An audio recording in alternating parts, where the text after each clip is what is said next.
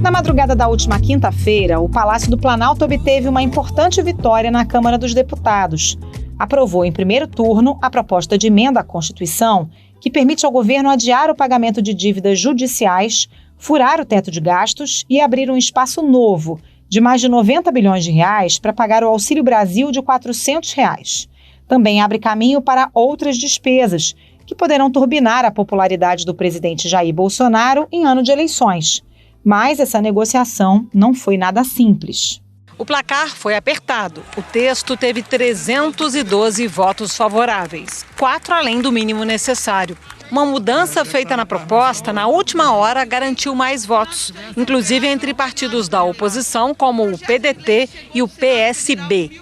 Além dessas mudanças no texto, que preservaram um pagamento de precatórios que vão garantir o salário de professores, deputados do PDT e do PSB e de várias outras legendas, especialmente do Centrão, receberam um incentivo a mais para apoiar o governo. A primeira tentativa de votar a PEC foi no dia 27 de outubro, mas não houve quórum. Deputados de oposição afirmaram que o governo estava liberando dinheiro de emendas em troca de apoio à PEC dos precatórios. E assim foi feito. Entre a primeira e a segunda tentativa de se levar a PEC à votação no plenário, o governo liberou o pagamento de mais de 900 milhões nas chamadas emendas do relator. Esse mecanismo foi criado pelo próprio Legislativo para executar obras e serviços de interesse dos parlamentares, sem passar pelo sistema oficial que identifica nome, valor e destinação do recurso. Um método que, na avaliação da ministra do Supremo, Rosa Weber, fere princípios constitucionais. A ministra Rosa Weber, do Supremo Tribunal Federal, atendeu agora há pouco a um pedido dos partidos de oposição e suspendeu o pagamento das chamadas emendas de relator. Vamos falar ao vivo. Essa decisão monocrática provocou tensão entre o Congresso e o STF. Na segunda-feira, o presidente da Câmara, Arthur Lira, conversou com o presidente da Corte, Luiz Fux, e entrou com nova ação para suspender o despacho de Rosa Weber. A ordem da ministra também foi alvo de críticas do presidente Jair Bolsonaro, que a classificou como excesso de interferência do judiciário. O plenário da Corte deve tomar uma decisão sobre o caso nas próximas horas. Por qual razão esse assunto foi parar no Supremo? Em que medida as emendas do relator garantem a sustentação do governo no Congresso? E como o próprio presidente da Câmara, Arthur Lira, se transformou também em um dos maiores beneficiários desse sistema? Esses são os temas do Ao Ponto desta terça-feira. Sou o Roberto Maltic, estou com a Carolina Moran e nesse episódio conversamos com as jornalistas Natália Portinari e Mariana Carneiro, repórter da coluna da Malu Gaspar em Brasília. Fique com a gente.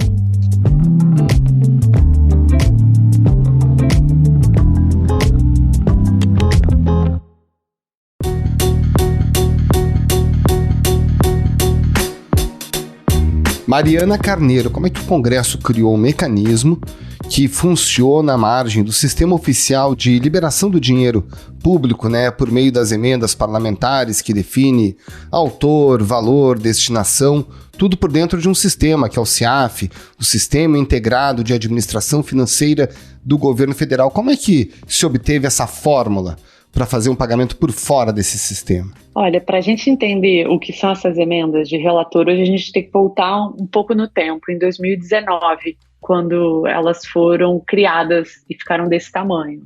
Havia uma discussão dentro do Congresso que vinha desde 2015, que era obrigar o governo federal, o executivo, a executar apenas o orçamento.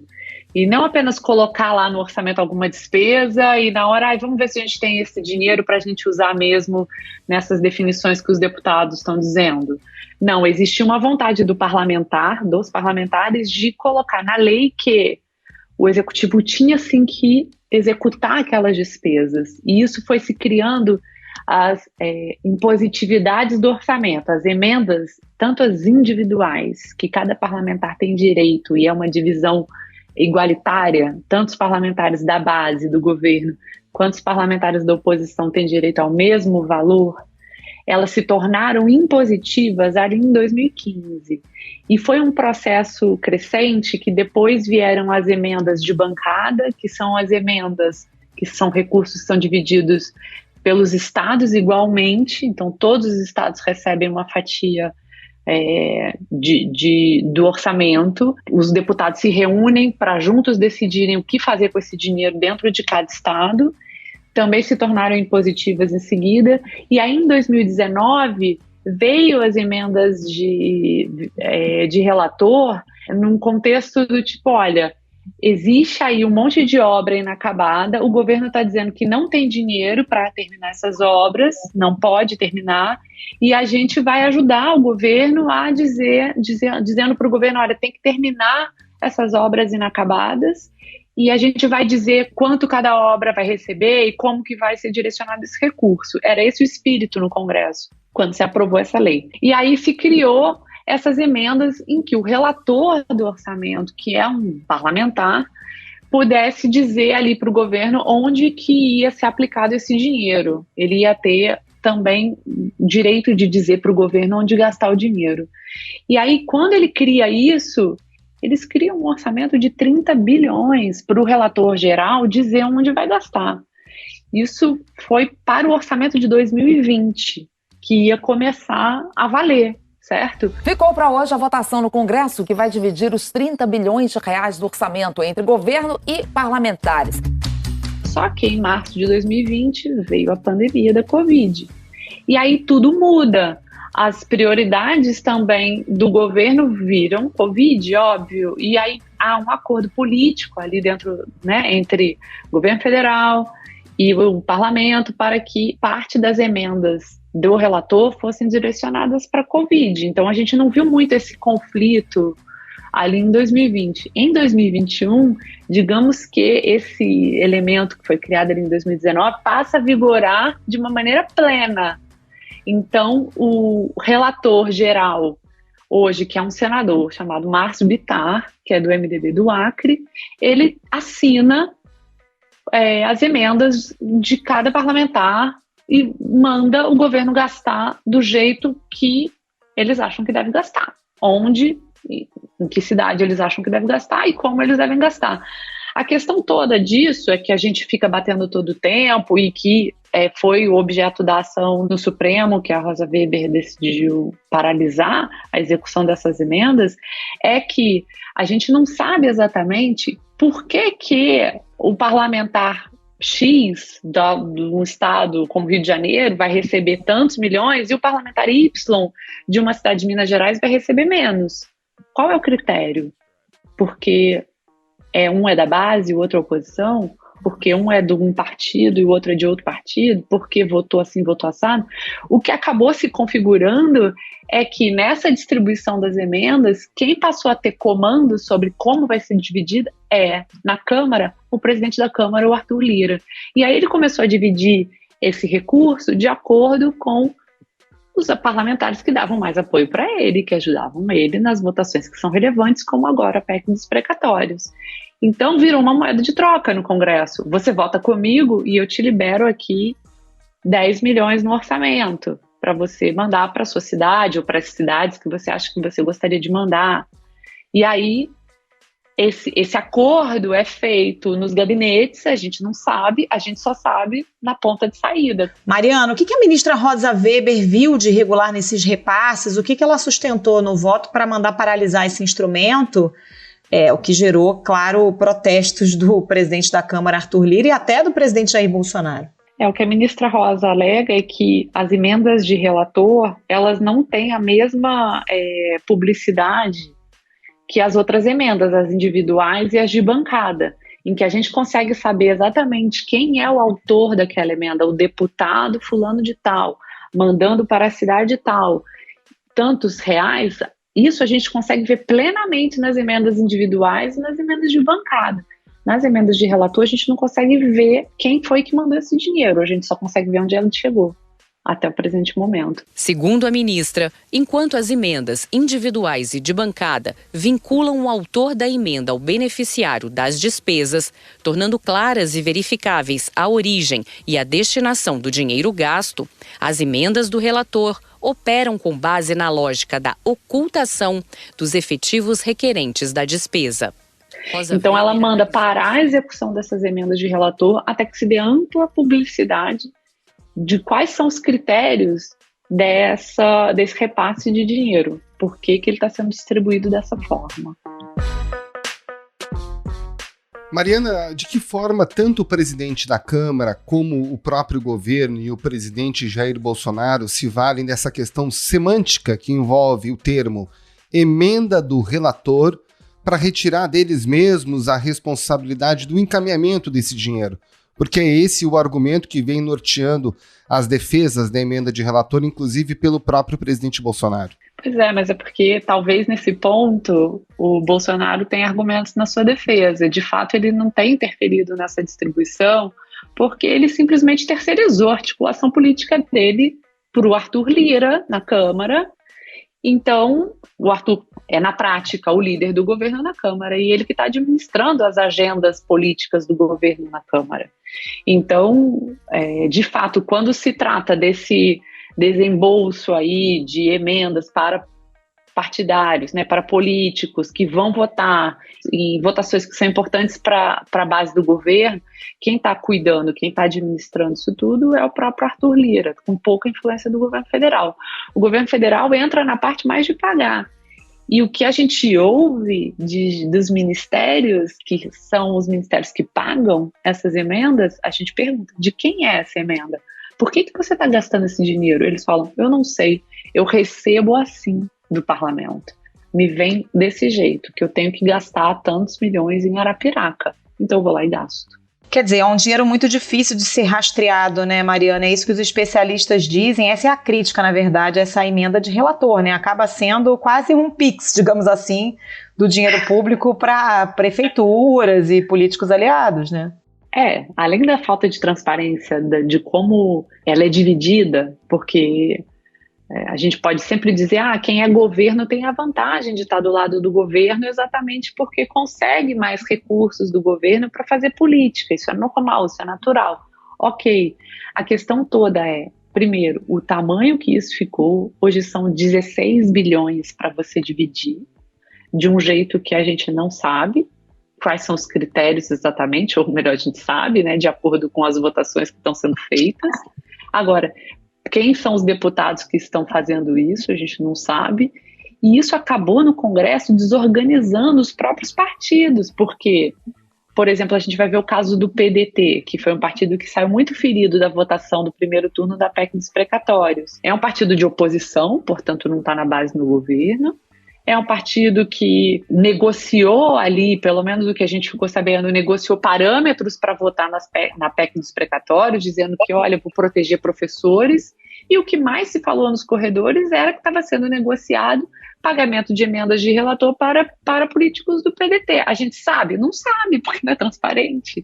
Então isso é ruim para a gente, que não sabe porque o dinheiro está saindo. Os próprios políticos também não tem essa transparência para mostrar, entendeu? Então é uma coisa muito nebulosa e virou um mercado dentro da Câmara, sabe? E aí tem partidos que se racham, tem partidos que a liderança orienta a votar de uma forma e os políticos da base votam de outra forma. Então o que está acontecendo? Não existe ali uma orientação única, porque existe os interesses individuais de cada político de acordo com o que eles vão conseguir termos de emendas, entendeu? Para mandar para seus redutos eleitorais. Mariana, conta pra gente um pouquinho do bastidor no Supremo Tribunal Federal, depois dessa decisão em caráter liminar da ministra Rosa Weber. Gerou algum tipo de desconforto dentro da corte, já que esse é o tipo de decisão que coloca em alerta a relação entre os dois poderes, entre o Congresso e o Judiciário, e eventualmente também em alerta a própria relação do Poder Executivo com o Judiciário? O que a gente tem ouvido no bastidor é que a decisão da ministra não é unânime. Tem muita gente dentro do próprio Supremo que está numa situação, digamos, desconfortável, porque acredita que a ministra pode ter passado um pouco do ponto e entrado no território, digamos, de um outro poder. Quando ela diz para parar a execução das emendas, para tentar dar transparência para elas, por exemplo, no meio de uma votação muito relevante. Então, naturalmente, os ministros do Supremo estão se falando, essa decisão é monocrática, vai ser levada a plenário, a gente tem que esperar para ver o que o plenário vai decidir, mas hoje mesmo, o ministro Luiz Fux está conversando com o presidente da Câmara, Arthur Lira, certamente são dois chefes de poder, né? Certamente os dois vão tentar chegar aí num acordo, num entendimento para evitar que os dois poderes entrem em conflito. Porque a gente já viu o conflito do judiciário com o executivo, o que a gente ainda não tinha visto até agora era um conflito do judiciário com o legislativo. Então eu acho que os dois lados vão tentar fazer uma ponderação aí para chegar no meio termo. Mariana Carneiro, muito obrigada pela participação, bom trabalho para você. Valeu, Mariana, muito obrigado, um abraço. Obrigada, gente.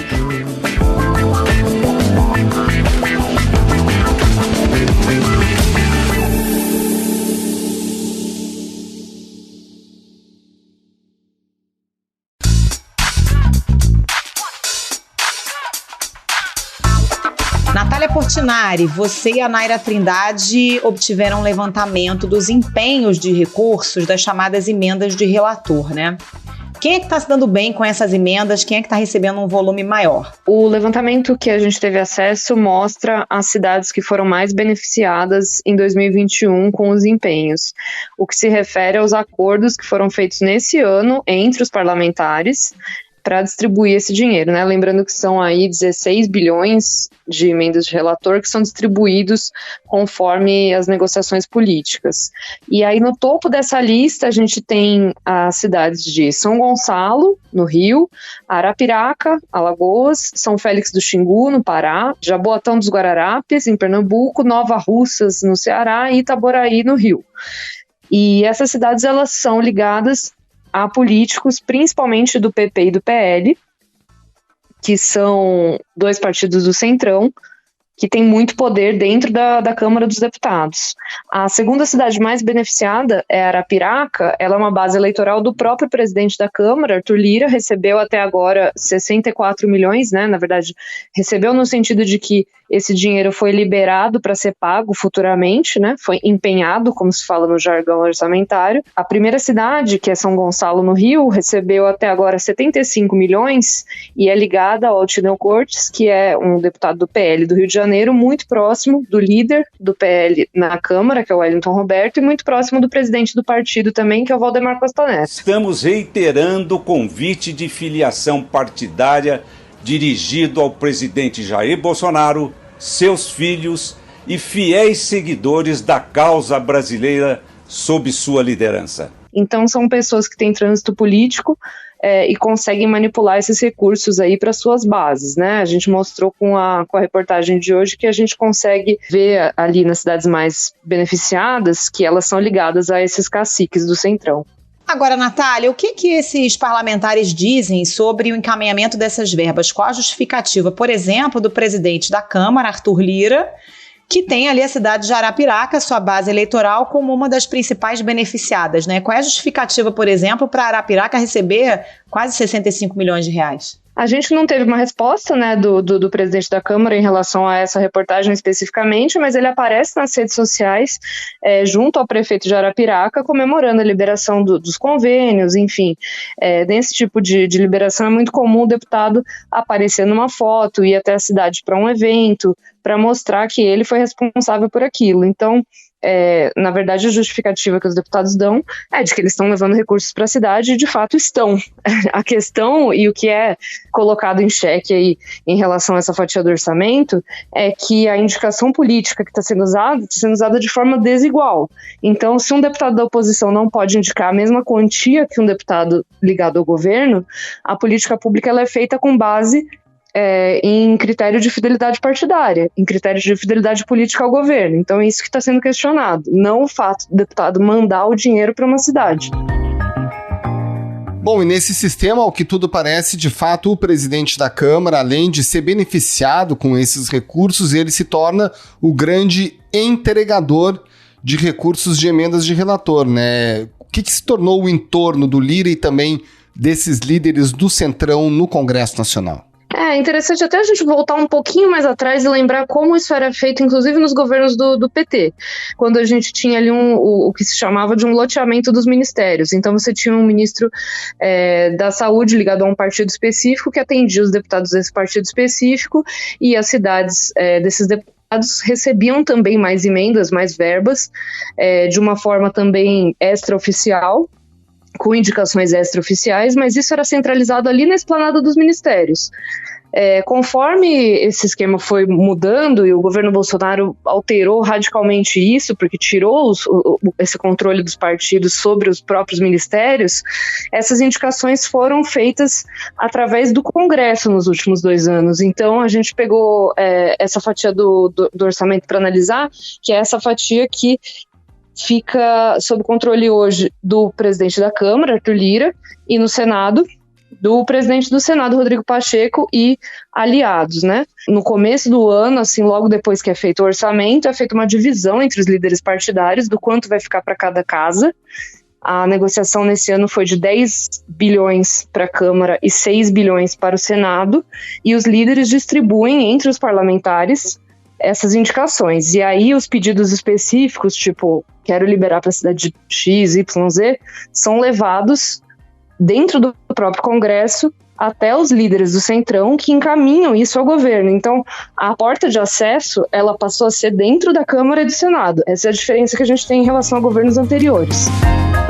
Natália, como é que repercutiu na Câmara essa decisão da ministra Rosa Weber de suspender as emendas de relator e ainda pedir publicidade dos repasses que já foram feitos até agora? Isso repercute muito mal, justamente porque isso é usado como um instrumento de negociação e, para os líderes do Centrão, é um instrumento de negociação que eles consideram legítimo.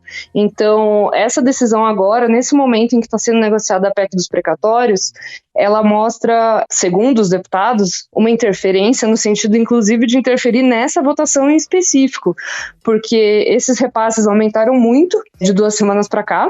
A gente mostrou numa reportagem na semana passada que foram liberados em 2 dias 900 milhões, então quase 1 bi dos 16 bi que teria disponível nesse ano, e tudo isso justamente para azeitar essa votação. Um levantamento da Associação Contas Abertas mostra que no dia seguinte, dia 28, foram liberados 429 milhões de reais em emendas de relator. E no dia 29, mais 480 milhões de reais. Ao todo, mais de 900 milhões. Então, essa interferência nesse momento, ela repercutiu muito mal. O presidente da Câmara, Arthur Lira, está tentando reverter isso com os ministros do Supremo, e a gente vai ver aí como isso vai se desenrolar nos próximos dias. A expectativa dos parlamentares com quem você conversou é que o Supremo mantenha a liminar da ministra Rosa Weber, ou acreditam num caminho do meio, por exemplo? Acreditam num caminho do meio, tentando reverter, e argumentam também que a suspensão da execução de toda essa fatia do orçamento, ela é muito radical, no sentido de que ela impede também que seja executado gastos que são necessários, como, por exemplo, grande parte das emendas de relator vai para a saúde.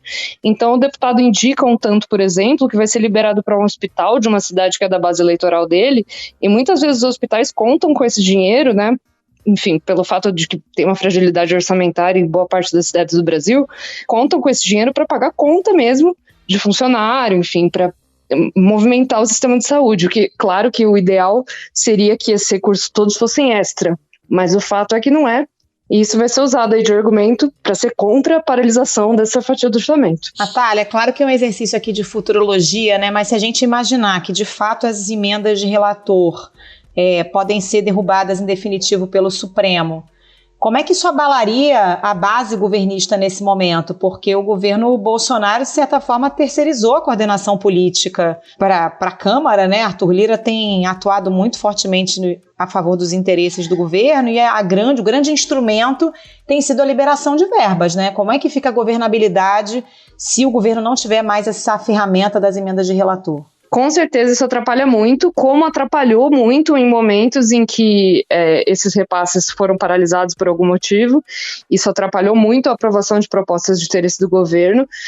Sempre atrapalha, né? Historicamente, o Congresso responde bem a esse tipo de liberação. Enfim, a questão ali, né, do que se chama de certo tipo de tomar lá da cá, da política brasileira. A gente tem isso é histórico e, com certeza, se não houver uma distribuição em que alguns sejam beneficiados em detrimento de outros, que seja completamente igualitária, isso vai fazer com que os líderes do Centrão tenham menos disposição em relação a certas propostas que já têm uma certa dificuldade de passar. Uma delas é a própria PEC dos precatórios, e depois ainda o governo tem intenção de talvez passar alguma forma de reforma administrativa, alguma proposta desse tipo. Se havia alguma possibilidade disso acontecer, com certeza essa reforma tem menos chance ainda de se desenrolar no Congresso. Natália Portinari, muito obrigado pela sua participação aqui no Ao Ponto. Um abraço e bom trabalho. Obrigada, Natália. Um abraço. Obrigada.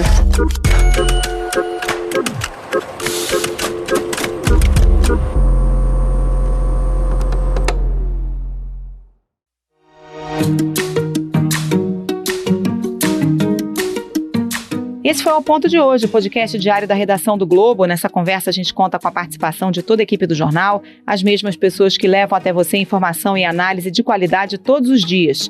Quer saber mais? Assine o Globo. Acesse assineoglobo.com.br e confira todas as notícias e reportagens especiais. A produção foi do Alex Braga e a edição do Gustavo Angeléias. Tchau. Até mais.